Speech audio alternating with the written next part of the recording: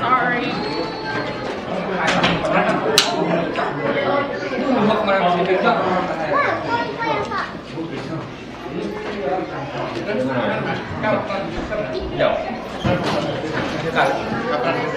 Lâu em mới khá lên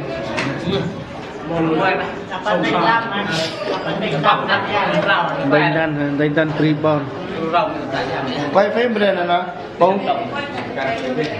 mày làm cái này quay free hả mâm cũng ngào mày phỏng vấn vẫn mất là trả lời mày phỏng vấn anh hỏi em chứ là có bao giờ nữa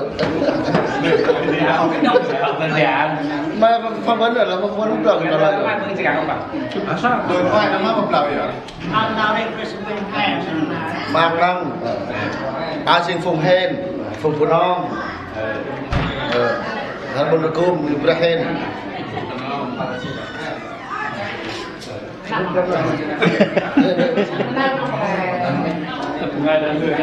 Cụp A Sinh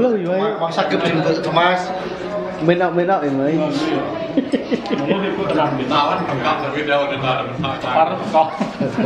Em nó qua cụp này mẹ mong như thế bài rồi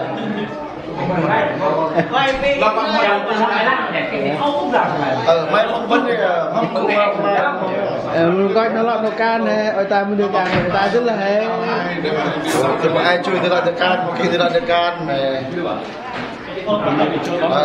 terakhir makin pakai dendang kalau jual makin dendang kan aku tuh cek deh terakhir makin pakai jual tiket banyak jual dendang akhirnya betul kan kau kita ya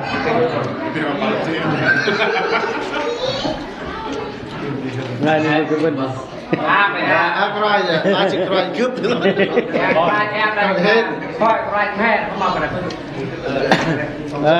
Joe Biden kit tampol hai người ta kit bự bầu cử ơi kit lại thôn ai xa kit bằng ai kit ai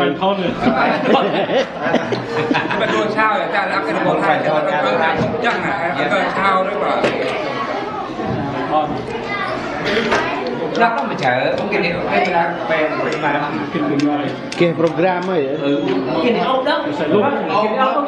cái bộ nào đó mà đưa hai